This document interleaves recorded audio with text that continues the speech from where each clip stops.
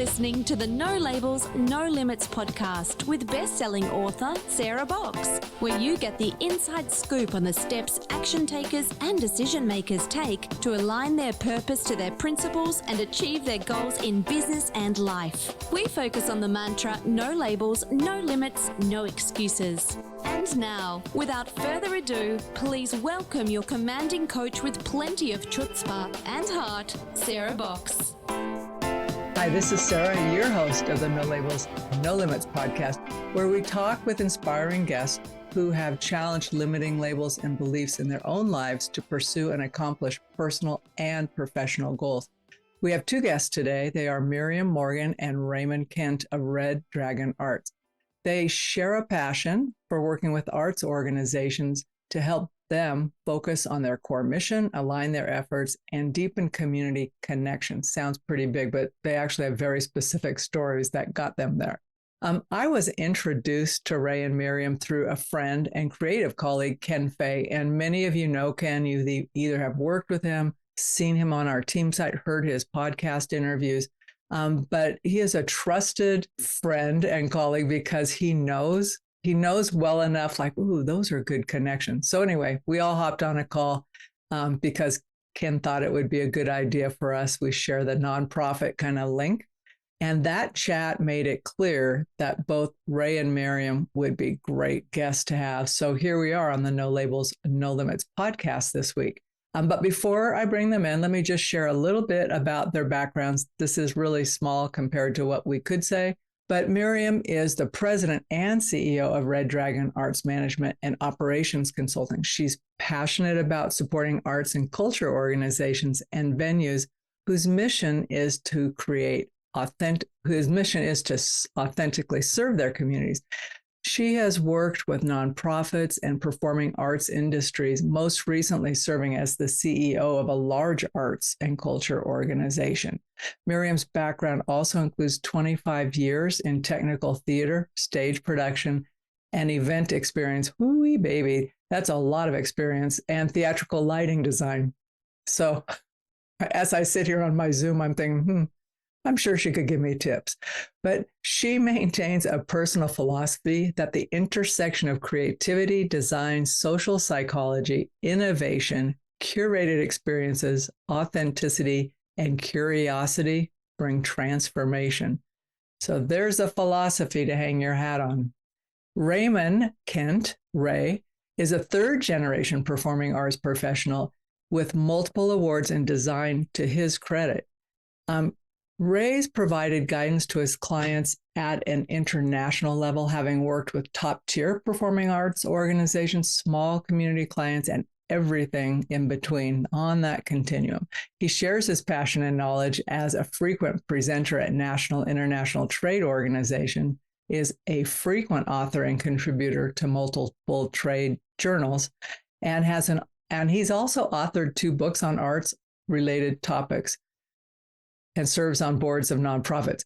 But in addition to that, as if that weren't enough, he's been an educator in the arts at the university and college levels and frequently guest lectures on a variety of topics. He has a passion for helping his clients see a pathway to success and is not afraid to roll up his sleeves and get into the weeds to make that happen. We'll see how the show goes. There's a particular story. I'm going to see if I can get Ray to reshare it that demonstrates that. But having a career's worth of experience in the arts, both Ray and Miriam understand the challenges of running an arts organizations, and particularly in today's economic and social climate. And I am going to ask them to talk more about that with us today, because there are unique things that organizations are facing that they haven't had to face in this way in the past.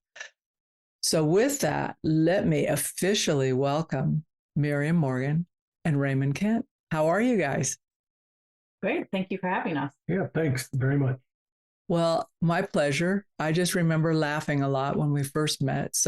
But I want to ask you each to first share a bit about your own backgrounds and how you ended up where you are today. So you're not a whole biography, but kind of like the highlights and some notable things from that. And Miriam, I'll just ask you to start because you're to my furthest left. Sure. So I came to the position that I'm in a rather circuitous way. I was a single mother of three, and was making my way on my own, and began through technical production and design. Theatrical production is my background. I'm a theatrical lighting designer by trade. And I've had the good fortune of working my way up through the arts and culture world, most recently working as the chief operating officer for a large arts and culture nonprofit. So I've gotten there in a roundabout way, and my children were fortunate enough to be able to grow up backstage, learning all about backstage just because their mom was back there doing it. So Thanks. And Ray, what about you? Well, as you had mentioned, I'm a third generation theater professional. Like Miriam's children, I too grew up in the theater, doing homework in the aisles during tech productions and things like that. I was on stage, backstage, any and every way between. Ultimately, wound up getting pulled back into theater as a career choice. Not really expecting to. I originally went to college to go be an army surgeon, but life has its way, and I wound up back in the arts and have wound up through the good fortune of making a lot of great connections. And here I am today, leading a group of individuals across multiple specialties for a major international arts design organization, as well as doing the work that we are doing with Red Dragon Arts and working with cultural organizations and helping them find their way in terms of operations and management and financial stability. So you both mentioned growing up in the theater, but in different ways. So Ray, for you, it was as a kid, and Miriam, it's your children. I'm curious, what impact did you think that environment had on you in the past, Ray? And what are you seeing with your kids, Miriam? Well, I grew up around theater, although I wasn't involved in it on the level that Ray was for sure. But my father loved the performing arts and would make sure that we stuck around long after the curtain came down, and would take us backstage, and we would help pack up, instrument cases for musicians and that sort of thing. And I think that just kind of translated for my children. But I think one of the benefits that my children received from that was exposure to a broad variety of individuals and creative experiences and perspectives that allowed them to have a more global view of people and their environment than perhaps they might have gotten, by not being backstage.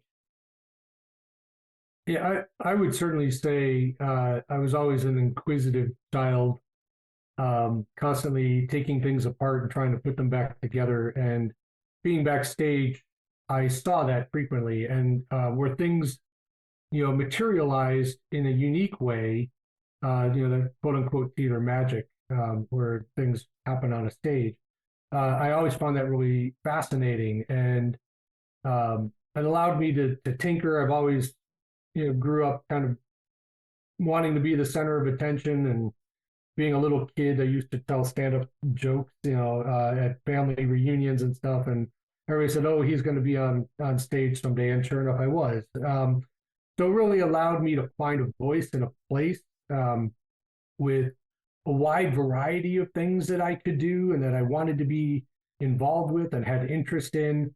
And so I think that's really led me to where I am. I wonder in your observations and how else you think the theater and performing arts in particular helps people break through, whether they're on the stage performing, behind the scenes, or kids growing up. Like, what other ways does that really help people see what's possible and let go of limiting beliefs, or even actions? I think there are a variety of ways.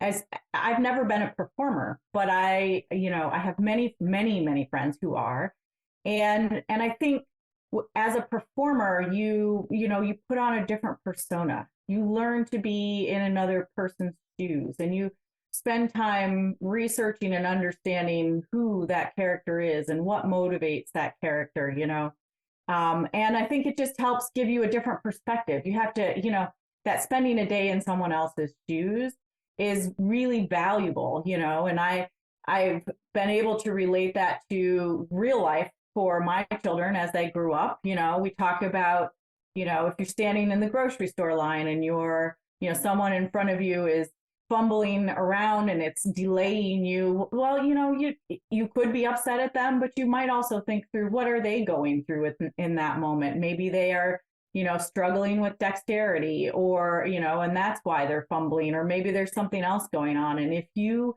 are the person to say hello to them and be kind to them, are you going to be the only person that does that day, And so I think in some ways theater in a way that, helps you think about other people's perspectives, whether that be you're the actor that needs to learn and put on someone else's shoes, or you're someone in the audience, growing and understanding or an appreciation for a character, really helps you relate to people in real life in a different kind of way, A lot of what Miriam said, I attribute to something that I often tell my students, that theater people are professional observers. Nothing gets by us.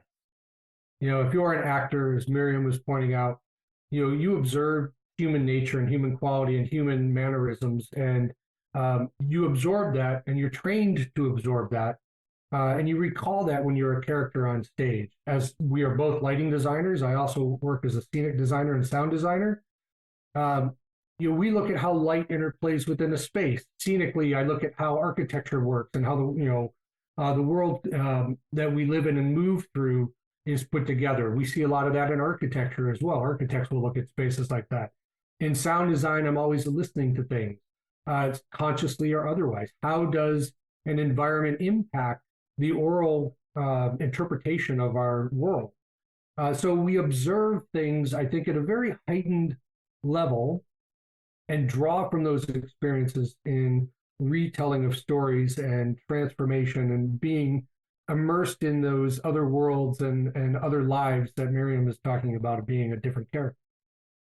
That's interesting you say that, because it makes me think of another question for you all. And Ray, one of the things that you've said is that you get asked by people to help them create world-class experiences, but that always makes you laugh. So can you talk about why that is and how you approach it differently? I come from the school of thought, and this goes all the way back to my grandmother, who was a vaudeville performer. Always taught me that, world-class theater can happen anywhere. And it doesn't need to be a big palatial theater with cushy seats and fancy ornamentation. World-class theater can happen on a street corner.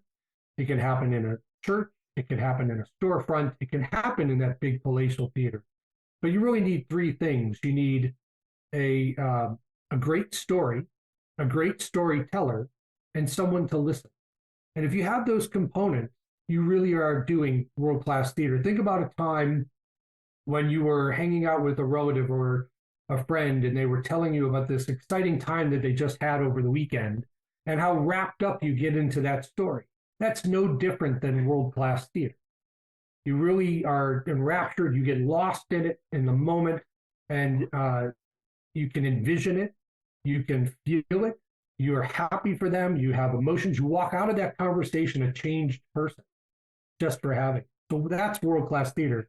But oftentimes people equate it with the fancy accoutrement of a venue rather than what actually happens in the heartbeat of theater, which is the stage. How do you individually and collectively help folks make that shift so what's possible for them in wherever they are on their journey of organizational growth or implementation can embrace that understanding that environment isn't everything? Environment isn't everything. For organizations who are looking to, improve their connectivities, it's all about relationships. It's about relationships with the people they serve, with the communities that they are in, and theater and the performing arts and the arts in general are all about relationships and communication, and communicating who we are and how we feel and how that relates to people around us or to the community around us, and helping people, realize their most authentic purpose in how their organization serves the community is part of what we do. Being able to say what makes you unique, and how does that relate to the people around you, and how do your operations and the management of your organization, how does all of that relate to allow you to most authentically connect with your community and the people that you serve. That's what we are all about, I think, at Red Dragon. Being able to truly connect is something that we both have carried over from theater into the work that we do. Yeah, and I would add to that. Oftentimes, people that are put into, say, leadership positions within arts organizations don't really have the fundamental background or history in how to execute what Miriam is talking about. They have the passion behind the art, and they want to deliver the art and make those community connections. But there's also the realism of operating a business, which is essentially what you're doing. And so looking at things like, marketing and contracts and, how material acquisition and staffing and the actual execution of a business plan all work together to help support that artistic endeavor. And that's oftentimes where you see a stumbling block. So part of our goal is to work with arts organizations to realign the operations and management with their artistic mission and vision so that they can be good stewards within their community and that arts agency to help make those connections that Miriam's referring to. So when you've been able to do that, what changes? So pretend I'm the CEO of an arts organization. I like to play pretend. And I've been working with you guys, and it's 6 months, maybe a year and a half later, because I'm not expecting a 10-day turnaround from you. Systems are slow. But what experience or what change would me as a leader and my organization have after that kind of shifting, or my board? I think you find a lot of efficiencies once you start addressing some of those things, those operational components that maybe distract a little bit from, serving your community most effectively. And you've addressed them in a way that allows you to refine them, make them efficient. It allows you to really put your focus on your mission, your objectives, your programs, those sorts of things that really connect you to your community. In my most recent role as COO for a large arts organization, that's part of what I do, is finding a way to leverage resources, to mobilize those resources to, leverage opportunities so that, people don't have to go out and always be hunting down equipment, and people don't have to think about, how do I write this contract? There's these efficiencies that if you can provide access and efficiency, then those organizations are then able to focus on doing more programs, connecting with more people, doing the things that really serve the community and really engage their vision and mission in ways that they haven't been able to realize before. And then also from a fiduciary side, if you look at those inefficiencies that Miriam's referring to, oftentimes it's so easy to say, oh, I need XYZ supplies. I'm just going to run to this store and just grab them. That might not be the most cost-effective way. There's a convenience factor to it. But is that really the best way to acquire those materials or those supplies or those services? So when you look at particularly in the nonprofit world where every dollar matters, you're looking at ticket sales, you're looking at contributory income, you're looking maybe at some investment income, and often you are stretching every dollar to try to reach that mission that you have. Any dollar that is wasted is a dollar not able to be used to serve your audience. And so by working with clients, the hope is what they get out of it is a true deep evaluation back to those efficiencies that Miriam is talking about, to get back to what they want to do, which is focus on the art, but to streamline all of that so that It becomes a known process. You take ambiguity out of it. There are good communication lines, so everybody knows what their expectations are. Oftentimes, we find, particularly a lot of the clients that I talk with, you find that the people that are doing certain tasks, those aren't right sized for what their roles are, but they're wearing many hats. And maybe if you really think about what that role wants to be and who's the right person to be doing that role, you find greater efficiencies in it, and you find happier employees. You find better contribution into the workplace. And we all work a lot. We've all put on shows. We've all had those 10 out of 12s and things like that are exhausting, and we get it. But if you can just take away a little bit of that extra thing, like, where am I going to get this? Oh my God, I need to source that, and have a process in place, I think it takes a lot of that stress and aggravation away and allows them to focus more on their core mission. Oftentimes those that we have worked with, they feel like they're building the airplane as they're flying it. And coming alongside them to help relieve some of that pressure, help them find those efficiencies and allow them to fly their plane better, is that's what we enjoy doing. Yeah. Well, and sometimes the thing that I've noticed is because people are so focused on quote unquote the work, and they don't feel they have time to step back and just consider, what are we actually doing? Is it like, how are our systems? One of the questions I think that coming in, like you guys do, you can say is that even necessary? Does that serve you anymore? You are not that 2-year-old organization anymore. What else? What else could, and then you can feel that relaxation. People go, oh, I just thought I had to. And you go, you don't have to. Well, it's a choice. Theater is an industry of habit, or an industry of tradition, right? And sometimes that tradition doesn't work anymore, particularly when you look at where an arts organization maybe wants to be, of the type of work that they want to do. Just because you've been doing something some way doesn't mean that it's the best way to be doing it. So how do we deal with change management? How do we deal with better communication, better objectives? I mean, these are the strategies that we want to work with our clients on deploying, so that, again, they can get back to what they would rather be doing, which is focusing on the artistic endeavor.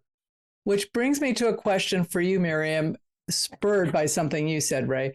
And that is, when you think about the front-facing people in arts, performing arts in particular, those who we will see in a production, including the people, the lighting, the stage, all of the magic of that production.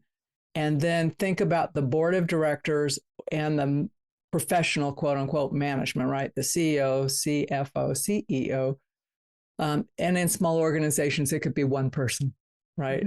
Mm-hmm. But when we think about that, is there that layer where it's like, here's the front-facing doers and here's the management, and do they sync up, or do you find that you have to create some alignment between the two and understanding? I'm kind of thinking about your whole empathy thing, so that the business doesn't come in outside and just kind of deplete the heart.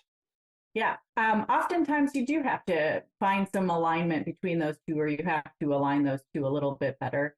And it depends sometimes on the size of the organization and how many hats someone, who works in the organization is wearing.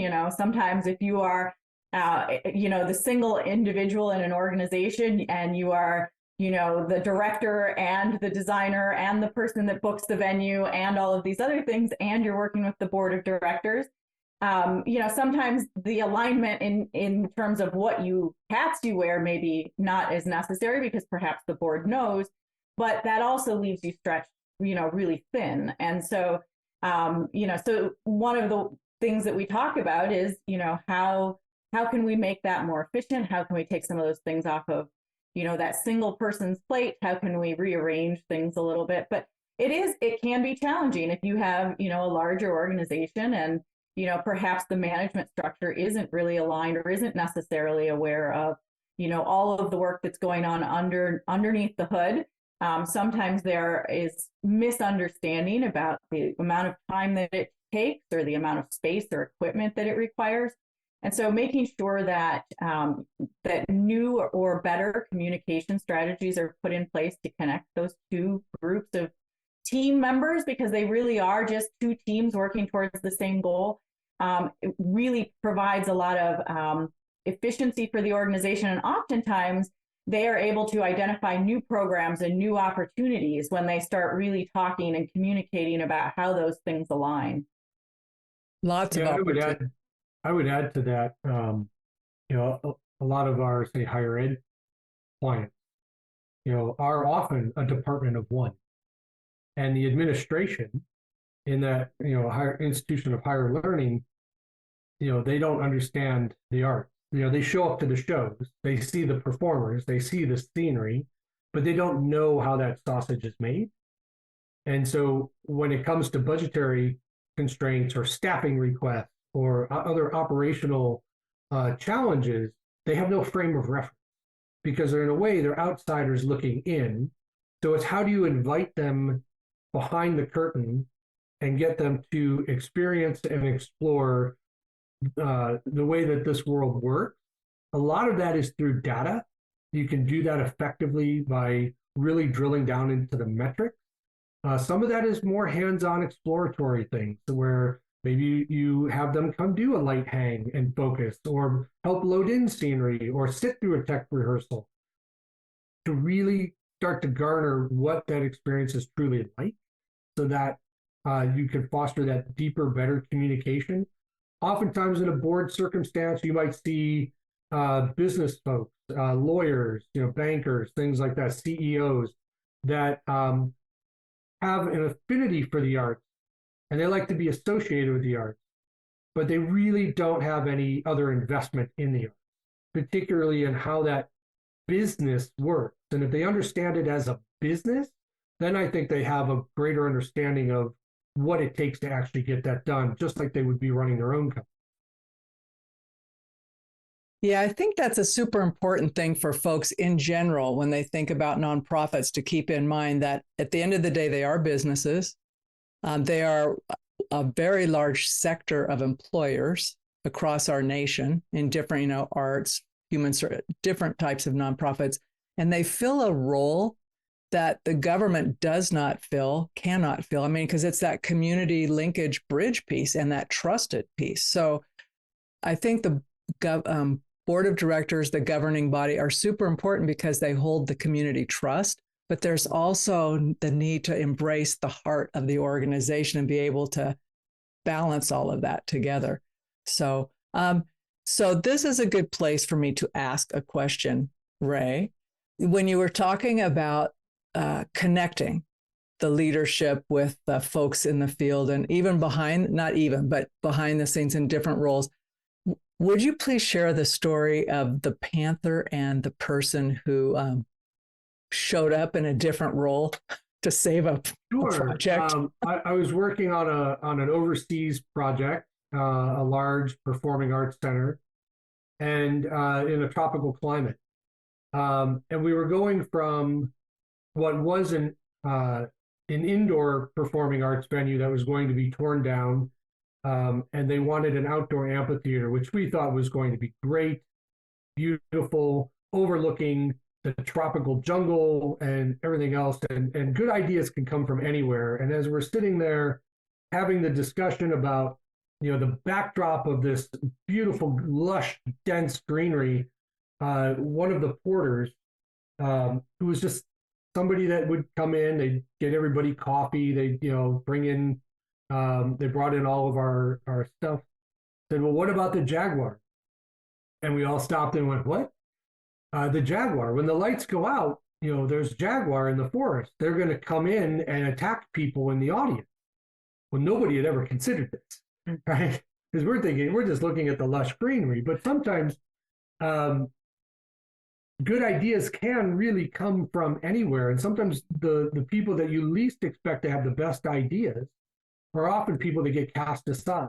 Yeah. And so really having a 360-degree conversation with all the stakeholders, not just the board of directors and the leadership, but everybody from the front of house staff the janitorial staff, the box office, the ushers, all the way down to the carpenters and stage painters and electricians, the volunteers, because so many nonprofit organizations are volunteer driven. Having those kinds of conversations and stakeholder investment really can bring about change that is so positive for the organization because they see it in a different way. Oftentimes we refer to this as design thinking, where you're bringing in outside voices that are not necessarily considered aligned with what the problem is, but they bring different solutions to it from their own unique perspective that often allow you to consider a direction that you wouldn't have otherwise considered, because you can get some blinders on and very focused because you have a certain level of expertise. But that outside person looking in says, well, you're not thinking about this, this, and this. Otherwise, we would have had Jaguars come running in and taking out half the front row of the audience in a black. Really not good for testimonials. No, not at all. It was a beautiful facility, but it didn't have a good first opening night. And so we wound up putting a giant glass wall around the facility so you could still see the lush greenery, but you wouldn't have that problem. But otherwise, we wouldn't have known if somebody hadn't spoken up. And I think that's also a very valid point there, is that you have to allow the opportunities for those oftentimes minimized voices to have agency within the conversation, because they do have great ideas. And, how do you foster that? Oftentimes when we work with clients, we will talk to the various stakeholders, and we know that there's going to be a lot of commonality around one tranche of things. Everybody agrees on it. We acknowledge that, and we can park it over to the side. Then there's going to be those sort of one-off, where some people have these like great or crazy ideas, and you acknowledge it, but kind of park it off to the side. And where you really want to focus your efforts on the things where it's almost a variety of different ideas and objectives, and that's where the work really needs to happen. Because you have the things everybody agrees on, and you have these sort of one-offs, but let's get down to the meat of it and figure out a way to get consensus around those ideas, ownership around those ideas, and manage the change and effectiveness of those ideas so that you get buy-in from every stakeholder, and that's how you're going to wind up being successful in that. And if you can incorporate some of those one-offs, great. Otherwise, you can acknowledge them and say, well, we'll keep that in mind, but that doesn't really fit with the direction that somebody's going to go. So those are a lot of the takeaways from a lot. I love to have voices from everywhere because I think it enriches the conversation. And we often talk about, inclusion and diversity and equity and access, particularly around the arts. This idea of idea, right? Which I know Miriam has quite a lot of experience in, really is very beneficial to these kinds of conversations. I don't know if you want to add anything. I would actually ask you to add, Miriam, because I know that you've got experience there. So as you were talking, I'm thinking, oh, come on, Miriam. Yeah. Inclusion, equity, diversity, and access, is a passion point of mine. And, and it's something that, we think about in the arts in a variety of ways and in performing arts. And it's much broader than just having, diverse individuals on your performance stage or diverse artists presenting something, but it's much broader than that. It's a shift in thinking, it's a shift in conversation, it's a shift in how you approach people, how you understand people, how you take the time to pause and think about, is this my own personal bias that is coloring the way I'm thinking about this particular moment? And I think it's something valuable that I carry in the forefront of my mind at all times, making sure that, when I'm, maybe on a Zoom call with a client, I look for the person who hasn't really spoken up in the meeting, and I ask them what they think. I want to hear, because usually those are the individuals that have the most interesting perspective. They see something in a way that no one else has. And so making sure that everybody has a voice and taking the time to listen and truly try to understand their perspective, where they come from, the shoes that they've been in, I think really adds to allowing change and growth to happen in a way that is beneficial for all. What I wanted to ask as a follow-up to that is because you've done a lot of work in community on some big projects, right? Mm-hmm. And this is to both of you, but I'm reflecting on something you shared in our chat in the previous time. And that is like the importance of history and place in the arts, and specifically in communities. And I was thinking about that and wondering, like, the trend across our nation, are we losing some of those? Are they growing? What's happening in place and community?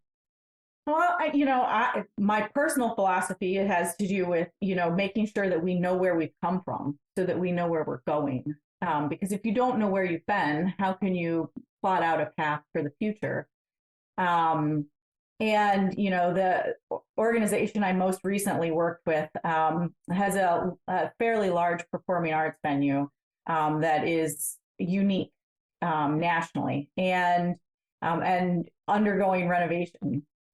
But it is, it has this unique story behind it. It had unique characters that were involved in the creation of it. It was built in a location in the community that used to service a canal system that used to be connected to the Trail of Tears initially. It has all of this rich history. But it serves, interestingly enough, as a community center. It is a place where community is built. Even though it's disguised as a theater, it is a place where community is built. And, one woman told me once that venue is the place where she made all of her friends when she moved to that community. And so that piece of history, you don't want to lose those people's stories. What came before it? What is it now? And then understanding how those pieces can help inform what the venue becomes in the future. All of that is so connected to who is this community and why is this place important.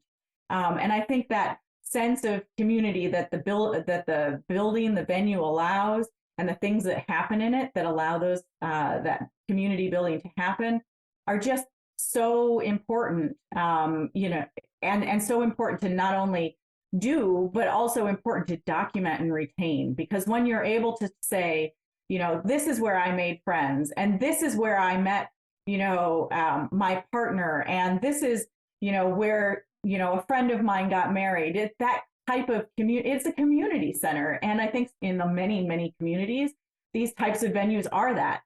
People just maybe haven't always thought of them in that way. And I think that's really interesting. So figuring out a way to retain that history and document it is important to me because of that. I'll put on my my professor hat, talk a little bit about theater history. If you go back to Jacobean and Elizabethan history of the theater, we often think of Shakespeare, and Marlowe and folks like that. The Rose Theater, the Globe. I mean, the groundlings was that community gathering space, and you would go there in the morning and you'd bring picnics and people would gamble and drink and laugh and play. And yeah, there was a play going on stage, and maybe they throw food at it every now and then if they didn't like the play or a comment was made, but things happened. That was where you wanted to be. And to be seen, and see others.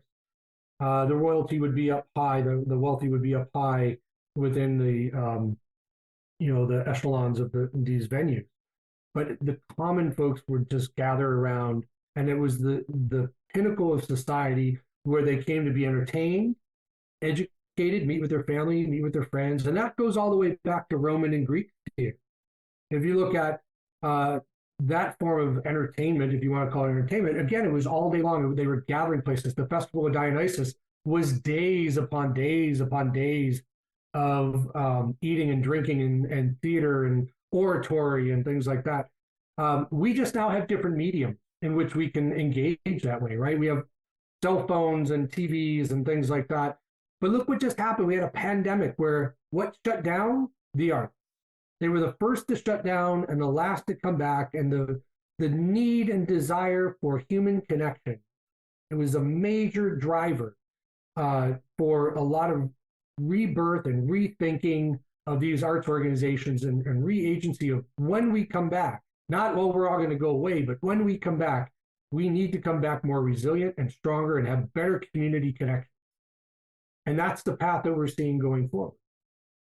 Yeah, and I can't remember. I just remember how happy my heart felt when I realized you could go somewhere again, like, and be with people and be entertained, and that all of the vibe that goes on with it.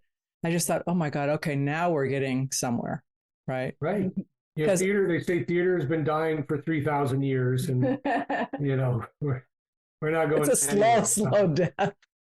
Yeah, but with George Floyd and the Me Too movement and a whole bunch of other things that have happened, plus the pandemic, it's really been a real catalyst for change.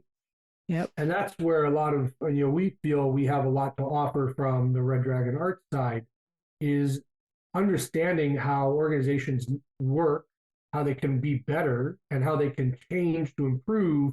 So again, they can get back to focusing on that mission and that social justice and that interaction that they want to have, because theater communicates not just stories, but they change lives. I see that one of the gifts that you guys have is I'm listening to you talk about that and the depth of your knowledge and personal experiences of just pretending I'm on an arts board. I'm not, but and just thinking I would feel so relieved to have some guidance. I would feel really happy that my CEO wasn't feeling so under the gun and on their own. Having been an executive director, I got that whole view. So I think that's great. And I wanted to ask you to talk just a bit more about Red Dragon Arts. So when you formed it and you think about your own vision and mission, what impact do you hope to have within the next 5 or 10 years, because you're bringing that specific, unique, combined knowledge that you have? Being able to help organizations feel reinvigorated and connected to their mission and their vision in ways that they haven't, because perhaps their operations have been just a little off skew and need to be realigned, is important for me. I think about my own experiences as the COO of a large arts organization who built the airplane while we were flying it, and identifying where the inefficiencies were that were inhibiting us from thinking bigger and more boldly and connecting more people. That is the hope that I have for all of these arts organizations. We've worked with small ones, we've worked with large ones, and every time we've seen change related to what they are able to do now that they don't have to, build the plane while they're flying it. and so for me, watching them become more engaged in their communities, watching them be that light in the center of their community is important. And I think that we are going to see more of that as people are looking for more human connection. I don't know what else I can say. That's my yeah. I mean, to add to that, if you take all of that in the direction, what we did is when we looked around, because we've worked with enough clients, in our respective histories, large and small. There are organizations, there are companies out there that will do a comprehensive market study and comprehensive master plan, business plan for you, and they hand it off to you and say, "Good luck. Here, go figure it out." It's kind of like somebody handing you a whole bunch of car parts and say, "Okay, go ahead and build your Ferrari. See you later. Enjoy driving it." Our goal is to dig down into the weeds with you, to take that business plan, or help you formulate what that business plan means for you, as well as take a deep dive into contracts that you have, or ones that you don't have but probably should, or ones that you have that maybe you don't really need, and really get into the weeds and make sure that you are aligned with that. Because again, you have this sort of vacuum of here's a high level 50,000 foot view of where we think you should go, and here's reality. And where things fall apart is right there in the middle, because there isn't the bandwidth or the experience to really drive that high level plan into something that's actionable. And what we're saying is we're here to help you drive that into an actionable plan and get into the weeds with you on that. And then we hope within 5 or 10 years that we see the success of that, where you are really driving fiduciary responsibility, efficiencies, and artistic expansion and growth in ways that you couldn't do otherwise because you were mired in all of that gack of the business. And we want you to be able to focus on the stuff that you really feel agency over and is important to your mission. We both love getting our hands dirty, digging down into the details of everything, helping people clarify all of the details and the tasks and the structure that they need, and helping them start that work. It's not always the prettiest work. It's definitely not always sexy, but it's so, so important, because once you've addressed that, then you can focus on those things that really change communities and lives. And so we're thrilled to get our hands dirty and build things and do all of that hard work, because I think it benefits so many people and so many lives. Couldn't agree more. Now, you guys have a great offer. I'm just envisioning, again, now I'm the CEO again of this organization. And I've just listened to this podcast and I've got questions. But you guys have a free offer, and I'm wondering if you could share that with our listeners so they understand what's available to them through you. Yeah, absolutely. What our goal ultimately is to be a long-term, valued, trusted partner with the organizations that we work with. We want to work with organizations that we feel we can provide the most value to, and that are really looking for the type of assistance that we can provide.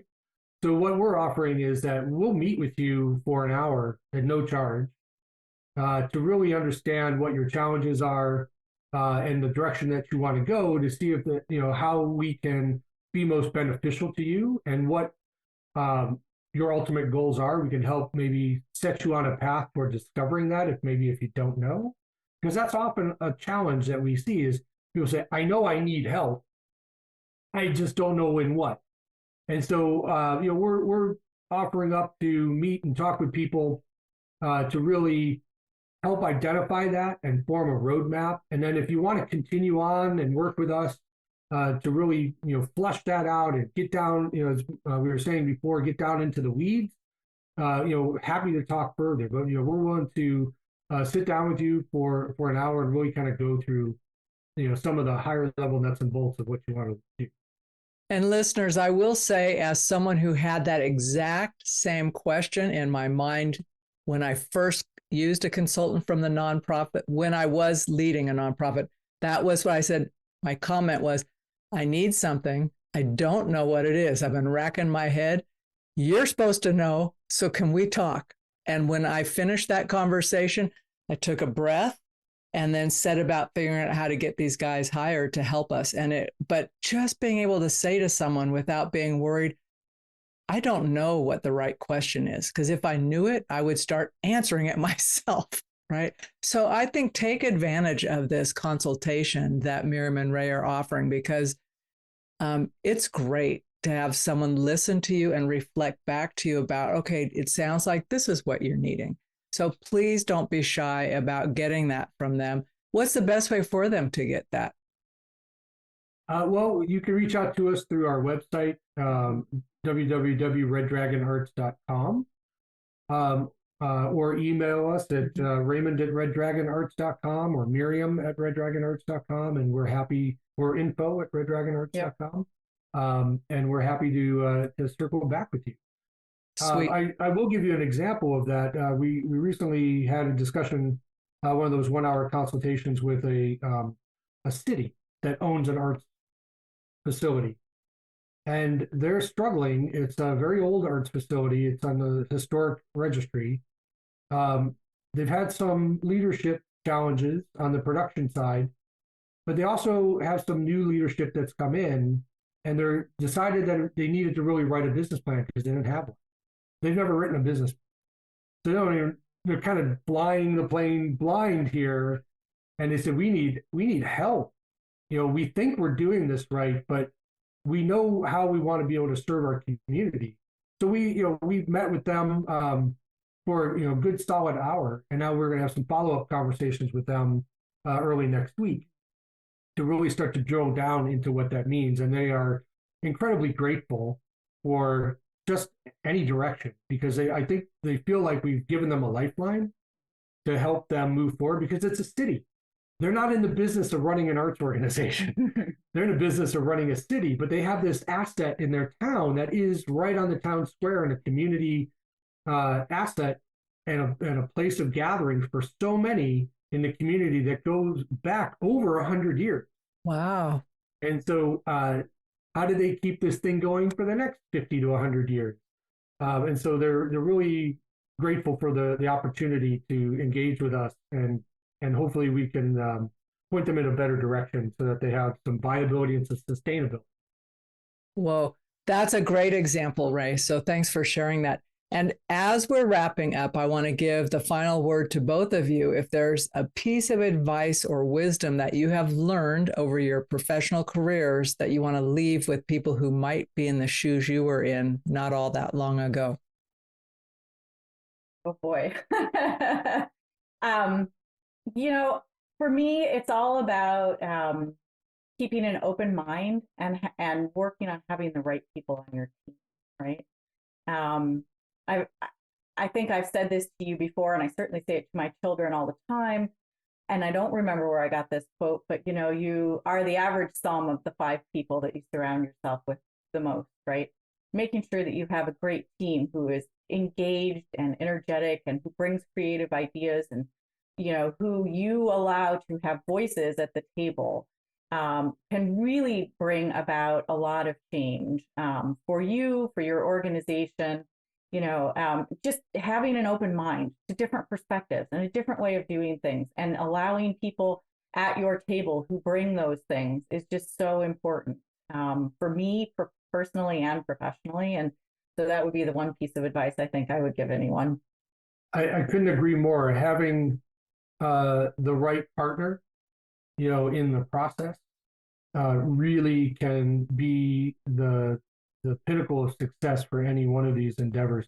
I often look at as well, the arts has a variety of different personality types, some very strong, some otherwise.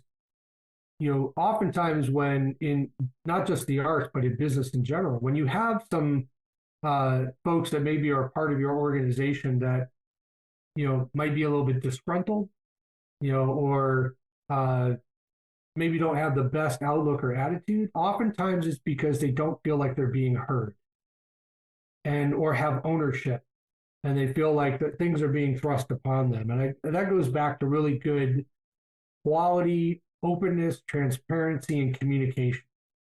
And so working through that, and again, I brought this up earlier, giving voice to those that don't otherwise have voice or feel like they have a voice. I have seen some of the most angry, bitter employees do a complete 180 when all of a sudden you give them that voice, and they become your best employees and your strongest employees for growth and change within the organization, because they finally feel like they've made that contribution to moving the ball forward and helping make that place their own and part of it. And so, leaders often forget that their job isn't to be the head of the pack, it's to help support your team. And if you can support your team to be the best that they can be, then great things happen for your organization and yourself as a leader. And so that would be the point of wisdom that I would say is don't discount these marginalized voices. And if you see people who maybe are being a little bit sour or disgruntled, find out why.